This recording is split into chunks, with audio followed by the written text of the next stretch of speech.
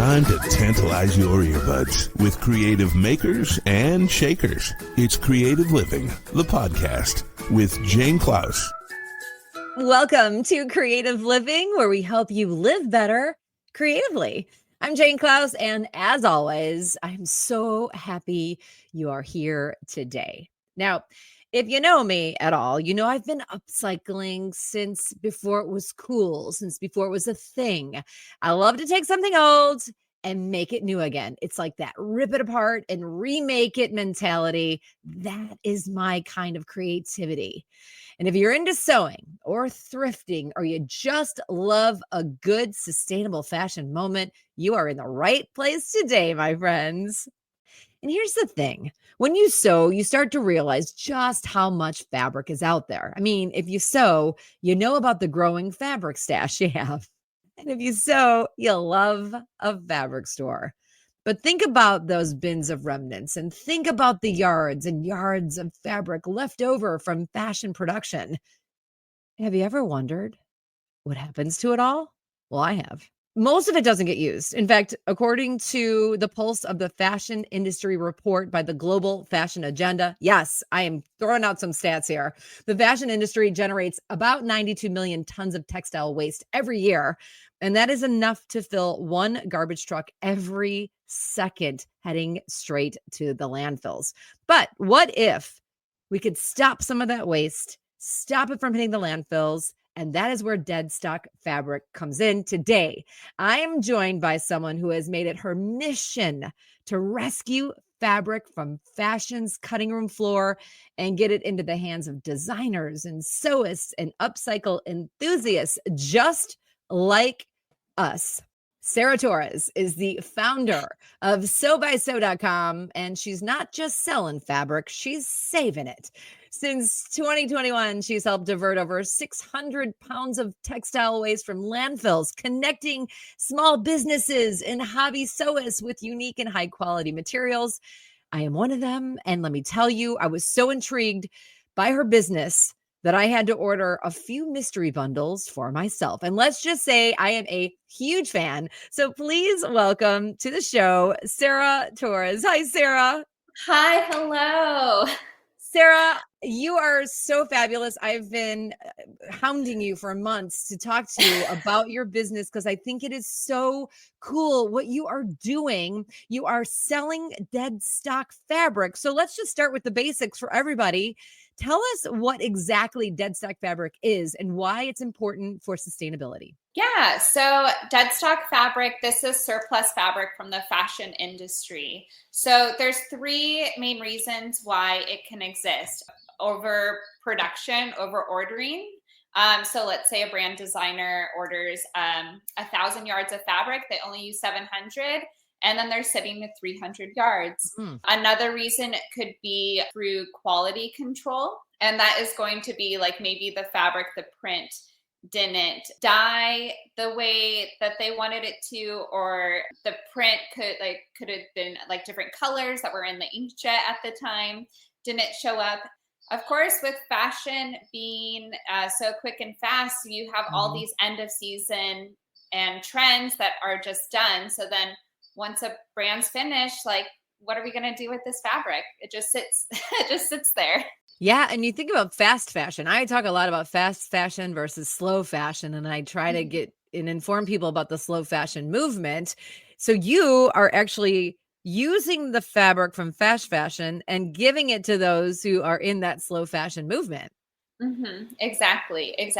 Coming from being, let's say you're a budding designer and you want to start your fashion line, you going to the mills, the minimums are so large, like 1,000 yards of fabric, let's say just for one garment.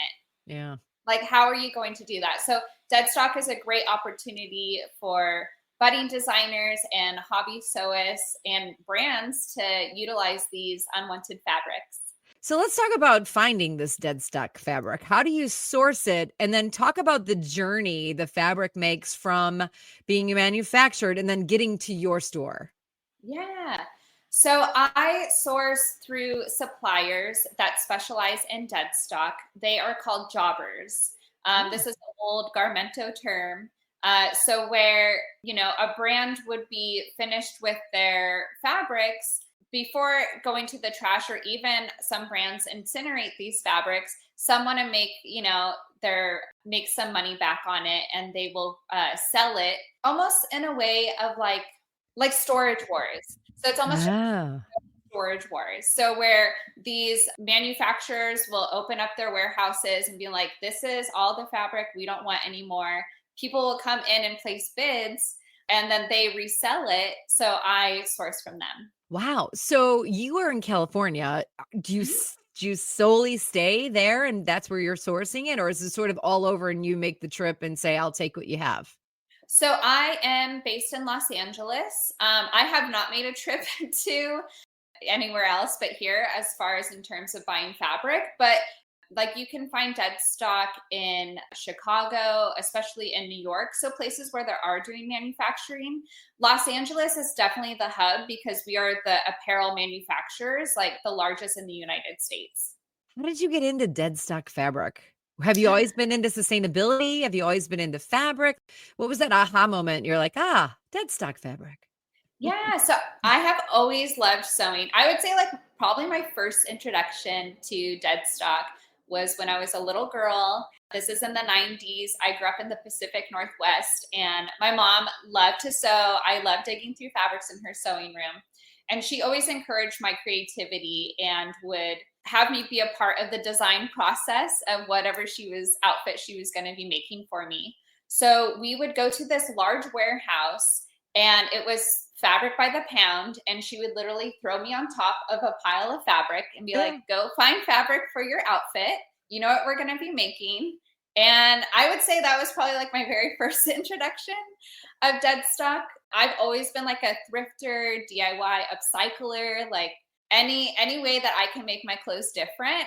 I was always for it. I was always the little outsider in high school and making little t-shirt dresses and sewing patches on. But my full introduction to Deadstock was I had a girlfriend who worked at this warehouse, and she was like, hey, we're hiring. And as soon as I walked in the door, and it's floor to ceiling of pallets of fabric rolls, like every color, texture you can imagine. And I was like, yeah, I can work here.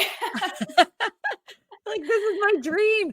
I just said this yesterday to somebody. I love walking into a fabric store, and I love walking into a fabric store where it's fabric by the pound, or there's bolts and bolts of fabric, and you can just walk around and touch it and feel the texture and look at the colors. I base my vacations around going to discount fabric stores because I love them. Or if I'm in another country, I just find any fabric store. It's just something that I love. So when I met you, well, I didn't actually meet you. I met your business, sewbysew.com.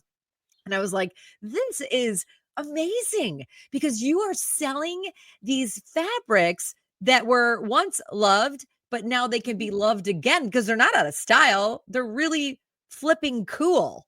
So when you get your fabrics, you have to obviously organize them or manage them or inventory them. I mean, when you get fabric from all these places, are your eyeballs bulging out of your head? Oh my gosh. It is like the most natural high. I absolutely love that I get to go and dig through these dusty, dirty warehouses looking for fabric and just anything. I mean, sometimes I have to put a timer on because I'm like, this is too much. I can spend like my entire day in this one store. But yeah, definitely going around, and it is visually overwhelming. But with that overwhelm from seeing it, so I started working in Deadstock back in 2013 when I was introduced to it. 2021, I started Sew by Sew, left my day job to start this venture. And because I was just always amazed of how much Deadstock exists. And I would sell to small, which I still do and support, and I love supporting small businesses. But I started selling wholesale to independent fabric stores and small brands and manufacturers. But there were still some pieces of swatches I was sending them where I was like, this fabric is so cute. I don't know why they're not choosing it. Like, this fabric still needs a home. If they're not going to get it, who else is going to get it? How can I share my love of these prints and these styles and textures with the masses. Like, how do I do that? So my first kind of introducing Sew by Sew to the public was through mystery fabric bundles, which has been a whirlwind. They're so fun also for me to put together because these are organized. It's 7 different colors, 6 different style aesthetics. So you can do like a red retro bundle or purple cottagecore, green grunge. You go to the website, sewbysew.com, and there are all of these combinations that she offers you there to pick the fabric. And then Sarah will just send you a box of fabric, whether it's a pound, 3 pounds, 10 pounds. And when it arrives at your doorstep, it is like a little gift from heaven. It is like Christmas morning, opening it up for somebody who loves fabric, just to wait to find out what's in the mystery bundle is so joyful. So I recommend that everybody go to sewbysew.com, get a mystery bundle just for the thrill of it, because it's fun. Even if you're not going to make something out of it, you're going to bring it down to your friend who's a seamstress and let them make something out of it.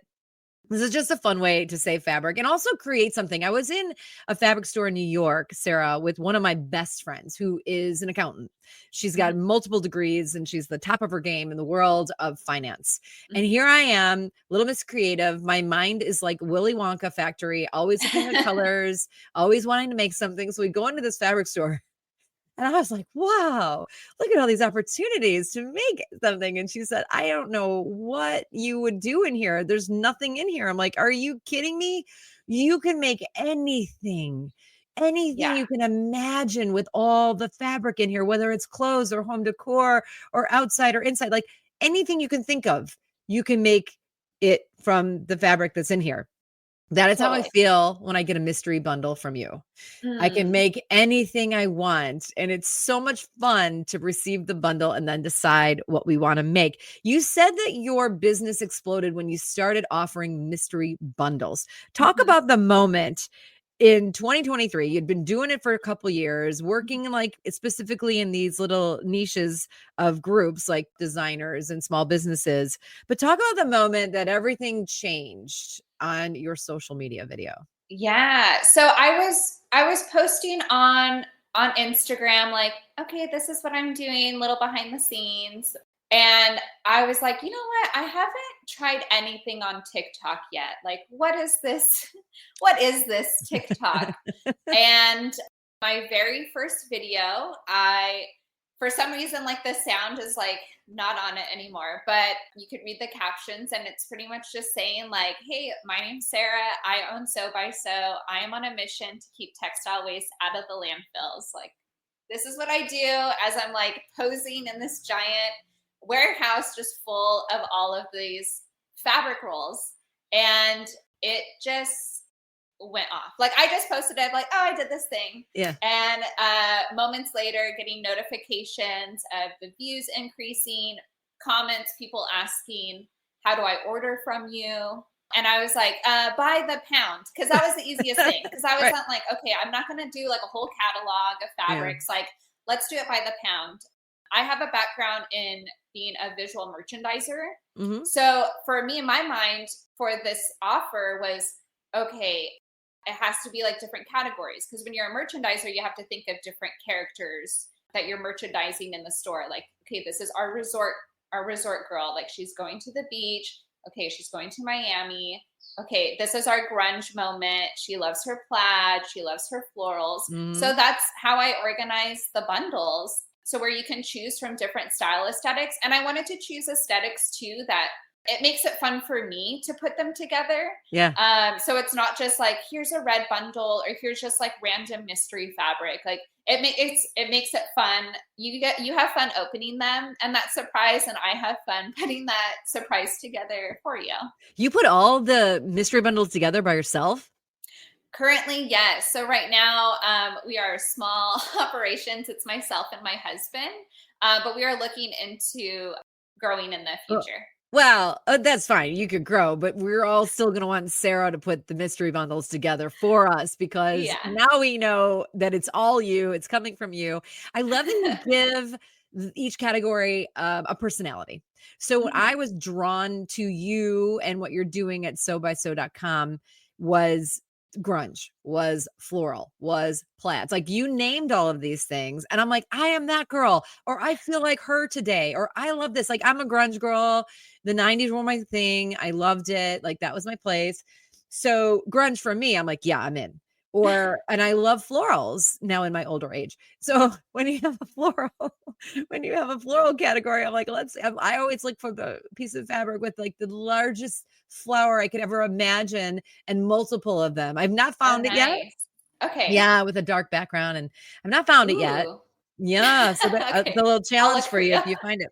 But yeah, when you give it a personality, I thought this was great. And I also talked to a lot of sewists, and I thought they need to know you and they need to know about Deadstock fabric because it's so important to sustainability and the environment. I get it. I use lots of thrift store clothing and turn them into something else. You are doing this with fabric that's going to head to the landfill. So let's talk about the stats a little bit. I said in the opening that 92 million tons of textile waste happens every year from fashion houses. And now I'm not dissing fashion houses. They do what they do. We can't change the world, but we're just doing a little bit that we can to help, right?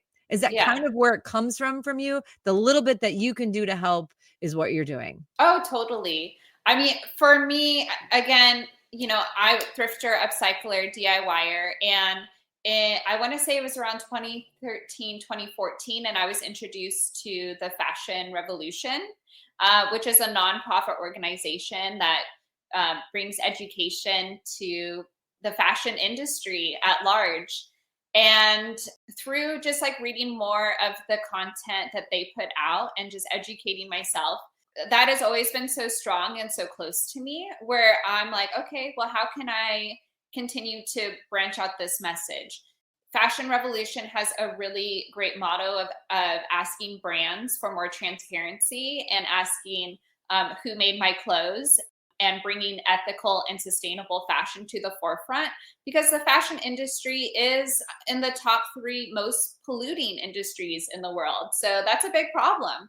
Any way that we can bring education to this is a win, and no step is like too small. Like I'm a huge believer that baby steps still move us forward, and everyone can do their part at their own level, whether it is just upcycling a t-shirt or something that they have in their own closet, or maybe it's doing fabric or clothing swaps with friends, for you to find your own personal style in a sustainable way, or to buying Deadstock fabric for your next sewing project. And the bundles is how I'm able to calculate how I keep waste out of the landfill, because these are by the pound. So last year we did just under 5,000 pounds of textile waste. And these bundles are filled, so of course with Deadstock fabric, but being here in Los Angeles and with all of the manufacturing that happens, manufacturer will cut an item, cut their product, and then they're sitting with like these small, they consider them small scraps, but these can be up to 8 20-yard pieces that were just left off of the cutting table. So I love to go, and you can watch and see my videos, and I'm just digging through these massive mountains of fabric, and most of them are these offcuts, but they're perfectly good fabric, and they're so fun and stylish. So 8 20-yard pieces are considered scraps. Yeah. You should consider doing field trips with you to these warehouses to help get. It would be fun. I would sign up in 1 second. I would fly to Los Angeles. I would get in a car with you. We could rent a bus, and I would go and I would climb through the mountains of fabric with you, just because I think that's fun. Yeah, come on down. You could probably charge people for that. I'm just thinking of another like revenue stream for you, but like if you're obsessed with fabric, like this would be super fun. If you're telling me 8 20-yard pieces is scraps, like, oh yeah, I'm in. Yeah. And it's perfectly good. And it's like, what can you do with an 8-yard piece? Like, I mean, there's so much. A fun thing I started this year is called the Bulk and Save collection. So it's a selection of fabrics where you can order in 5-yard increments and save up to 20% off the original price. And this is a great way, especially if you want to share your fabrics with friends. Like you're like, you know what, let's go in on this 5 yards. Maybe it can be a fun sewing challenge that you guys all make something different. Everyone gets a yard or something. Everybody needs to know you and know what you're doing, because I don't care if you're not a sewist, you're not a designer. Buy some fabric and have someone else make it for you, or staple it together, glue it together, figure out something to do with it, because what you're doing promotes creativity. And it also, like you said, baby steps make everybody or still move forward. So I think that is so important. As a sewing nerd, as you like to call us in your newsletter, Yeah. have you ever come across some super rare or super designer fabrics that you're like, I got to keep this one? Ooh. I there's this really cute silk print. Silks since 2020 have been so hard, have been such a challenge to come across post pandemic. Oh. And where it was just like 2 tones of pink and 2 tones of blue, little hearts. Oh, it was so cute. And I bought the roll and I held on to it. And then finally I was like, okay, we're going to list it online. And this was early on when I started listing fabrics. Didn't get a lot of bites because I think more people, silk is more expensive than a cotton or a rayon. Yeah. So I was like, you know what? Well, we're just going to give it out into the world, and we're going to put it in some natural mystery bundles for the folks who want to use natural fibers. I didn't keep it for long. But you wanted to, though. I wanted to. There's so many cute prints. It's kind of like working, I would say, at a retail store. You're like, that's cute. That's cute. And then you spend your entire paycheck on the clothes that are in the store, is what I did in high school. It's like, you have all this fabric, how much making can you do? So it's a good thing that you're getting it out of your store and into the hands of makers and doing it step by step. And I think it's fantastic. You are running a small business. You are running a big small business. What are some of the challenges that you face running this business of Deadstock fabric? Ooh, I would say challenges. Definitely these rolls are heavy. So it's a lot of lifting. The bags that I purchase for my mystery bundles, these like bulk bags of fabric scraps, weigh anywhere from 65 to 100 pounds. Wow. And, I'm like 112 pounds, and I have my little cart and my husband with me, and we'll pull these bundles up into our workspace and then go through them. So that's a challenge with the fabric, finding storage for them. Oh yeah. And if you're in LA, you can put it outside. Yeah. And actually I work outside. Like that is currently where my work studio is. We have a huge tent and coverage. We keep the fabrics inside until I'm cutting and folding outside. Wow. And a long table that we'll cut and fold, and we'll just listen to some podcasts or some music. You're going to listen to yourself on a podcast next. There you go. Yeah, that's wild. So what I'm encouraged by, because I talk a lot about sustainable fashion, and that is really why I wanted everyone to meet you and hear what you're doing and all the good that you're doing. But I've also been recognizing companies that have a sustainable plan or sustainability plan. Mm-hmm. They are saying, okay, well, I know that these clothes aren't going to sell, but we're going to put them here. Or they have a plan. Have you come across that outside of the Deadstock fabric companies that you work with? Have you seen other bigger manufacturers making strides to help with waste? I have seen that through partnerships with nonprofits of what to do with their leftover garment made inventory. I would love to see more transparency through that. I feel like it's still a little like, we're doing this, but I don't like, I want to see you doing it. Like, give me a video, give me a visual aid. Right. But are you doing that? Yeah, but are you doing it? I think it's really important for us to question the brands that are making our clothes. If you are, if you don't know how to sew yet, sewing, anyone can do it. Yeah. But it's so important to ask these brands that are making such a harmful and wasteful impact on our world to be like, do better. You have the money to do better, so do it. Yeah, and I agree with you. And it might just be an item on a list for the meeting, but at least they're thinking about it. And if it gets transferred to the next week, hopefully sometime they will talk about it. But for the meantime, you are doing something about it, and you are really shining the spotlight on Deadstock fabric. And there's so many people, Sarah, across the country that I know that are upcycling and, doing sustainable fashion, that I want them to know you. And so I think this is great. I hope that we're going to help. How can small businesses and hobbyists and sewists be more intentional with their fabric choices? Ooh, so there's a couple ways you can do that. Of course, like if you want to go the route of consuming and using more natural fibers, so that's going to be our cotton, linen. Rayon considered semi-synthetic just due to the process, but it is created by wood pulp, so it comes from nature. Silk, that's a great way that you can bring sustainability into your sewing room through the garment process. Also, I think there's so many different opportunities to upcycle your scraps. Like, what are you going to, because if you're sewing, I mean, even for me and my sewing room, like I save all of my cutting scraps.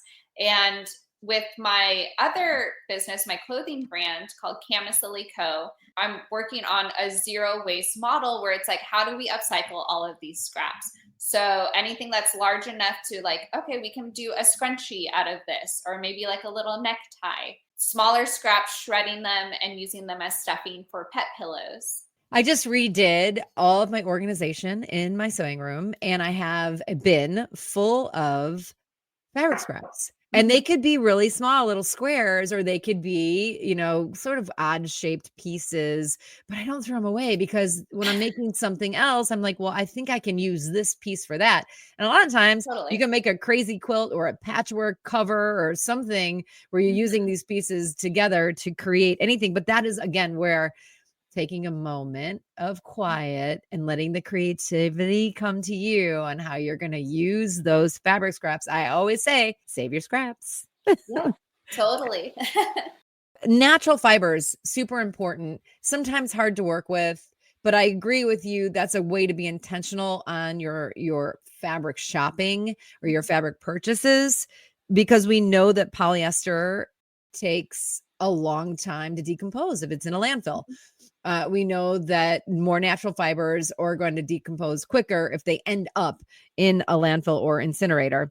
You talked about your own clothing line, which I love, and your zero waste initiative. You're so busy with this business, sewbysew.com. Mm-hmm. How are you finding time to sew?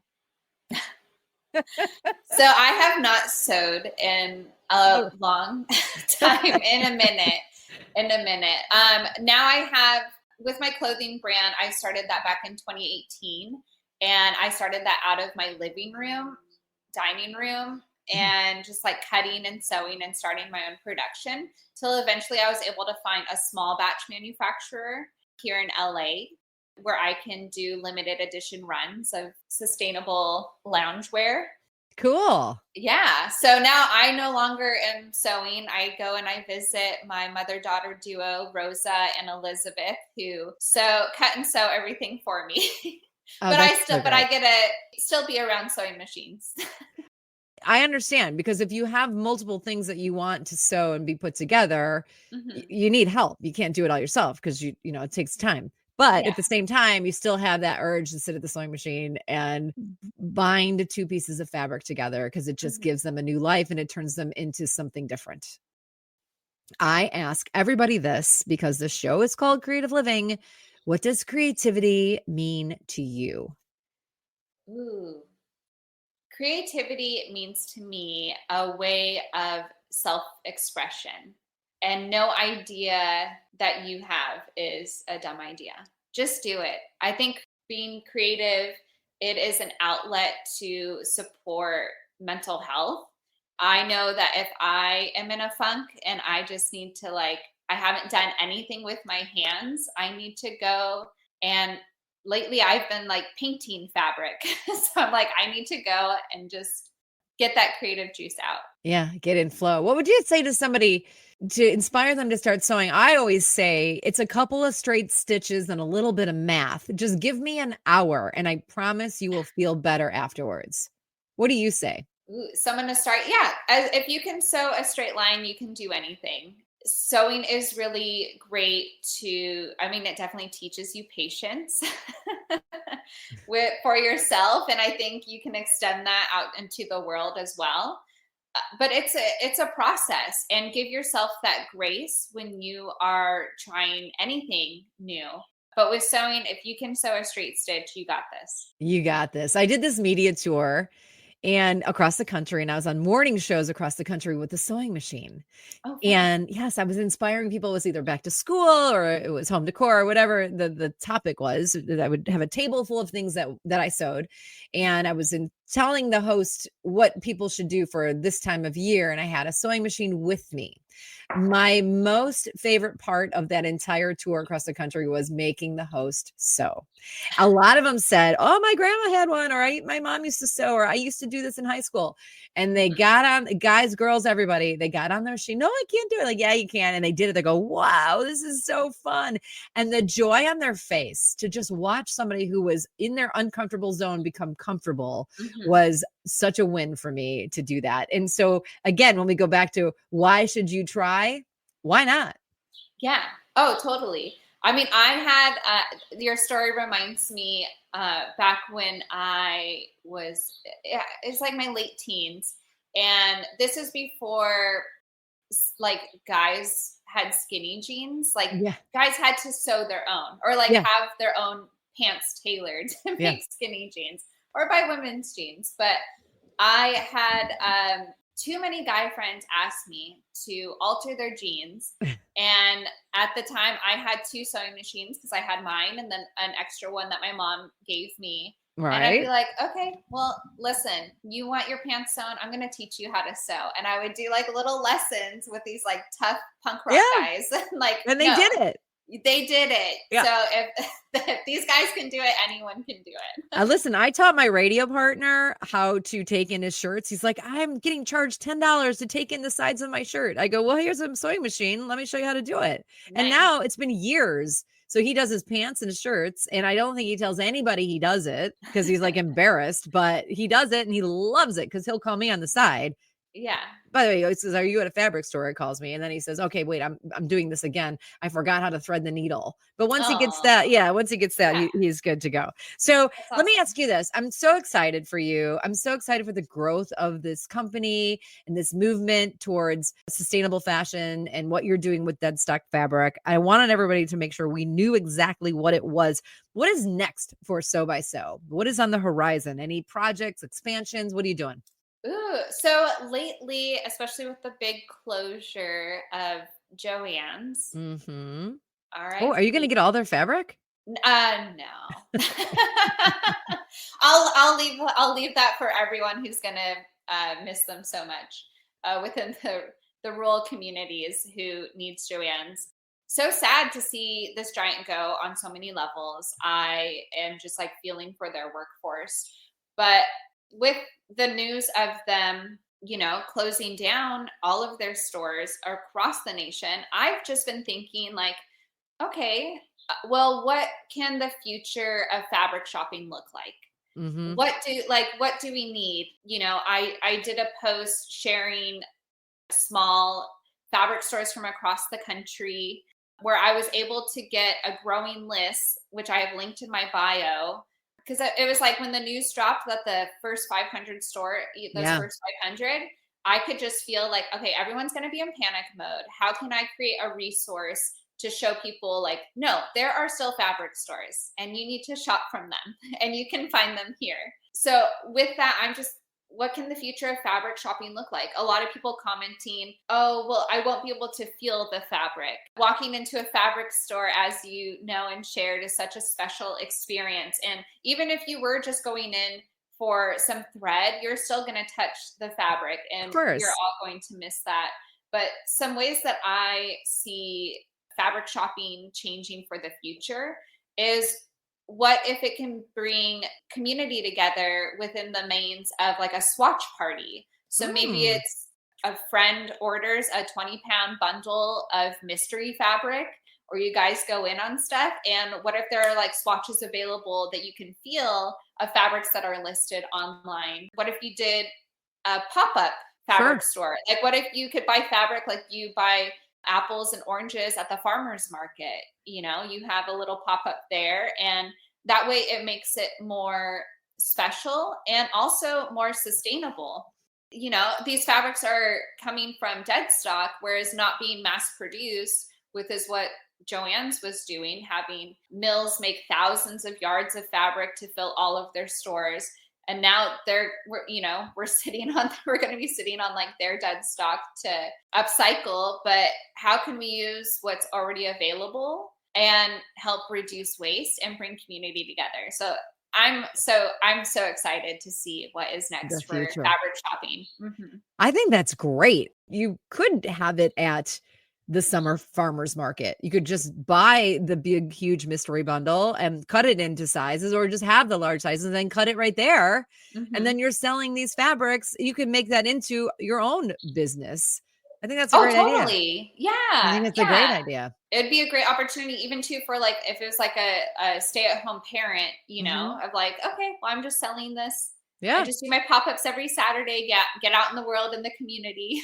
Sure. And you'll meet, it's funny. The sewists come out of the woodwork when fabric's out. Even if you're not sewing, people might use it for something else. I think that's great. I'm still not totally over the fact that Joann is closing. I'm sort of in denial still. Like, what? This closing? I go there. This is where I go. Sarah, people want to learn more. They want to get to you. They want to buy some fabric. What do they do? Give us some socials. Give us a website. Yeah, so you can visit and shop at www.sewbysew.com, SEWBYSEW. And you can find me on TikTok and Instagram at sewbysew. Just come visit me. Show me what you're making. Like, I want to see what you're creating, whether it's with my fabric, just what is on your sewing table. I like it. Now, I'm saving this because we talked about mystery bundles. I ordered a mystery bundle. Now, people cannot see this. They're only listening, but I have a mystery bundle in my hand. It is in a Mickey and Minnie box that I wondered if you recycled, or everything comes in a Mickey and Minnie box from Disney. No. So that box came here in Pasadena. We have Creative Reuse Center, which highly recommend for anyone to visit. So these are primarily like thrift stores for craft and art supplies. What? So I was at my local Remainders, and they had a stack of these like Mickey and Goofy. Is it Goofy, or what's his dog's name? But yeah, so Mickey and Friends boxes. Yeah. And I was like, these are fun. These are perfect. It's saving me money because I don't have to buy new boxes. Yeah. I'm able to recycle. With all of my packaging, that has been another challenging thing with business, is trying to package things using no plastic or minimal plastic. So it's using gum tip tape, or the tape that you see there, like that brown, natural, more natural adhesive. I got this mystery bundle from you like months ago. I haven't opened it because I've been waiting to talk to you to open it with you. So people cannot see. I don't know what I received yet. I'm going to pull out the fabric. I probably went to Grunge, and I probably, I'm pulling it out. Oh, let's see. We got a note here from Sarah. It says, thanks, Jane, for your patience and support. And I have a fabric here. Is a mouths that say yes, it's just big squares of teeth and mouth. So I love this. Thank you for picking this for me. I have a piece of leopard here that's kind of orangey leopard. Yes. By the way, leopard so in now in this year 2025. Leopard has made a comeback, although everything is still leopard. I have patchwork florals. Yes, that is one of my favorite prints, and it's called Grandma's Fave. Because it's so retro and ditzy, and it's just so happy. It's so happy, which is so me. I love it. It looks like it's just strips of different types of floral fabric sewn together. Yeah, print it on. Print it on. Yeah, and then finally, it almost looks like a tablecloth. It's checkered red with some blue flowers on it. Yeah, so cute. Yeah. So thank you for my mystery bundle. I bought this So months nervous. ago. Yeah. It is exactly what I expected. Yeah. I probably chose bright colors. Give me some retro. I want grandma. And I didn't open it on purpose because I wanted to open it with you so you could see the joy on my face when I got my mystery bundle. And I think you picked the best ones for me. So thank you so much, Sarah. Thank you. I can't wait to see what you create. For anyone who wants to get their hands on some one-of-a-kind Deadstock fabric, you heard it here first. Go to sewbysew.com and fuel your creativity while keeping all of these textiles out of landfills. Sarah, I love what you're doing there. I love this business model, and I love it not only as a fabric lover, but as somebody who truly believes in sustainable fashion and keeping creativity alive. Happy sewing to everybody. Happy upcycling. Happy sewbysew.com. Let's keep making fashion more sustainable, one stitch at a time. Sarah Torres, thank you so much for joining us on Creative Living. Thank you so much for having me. Live better creatively. For more inspiration, visit janeklaus.com. Thank you for listening.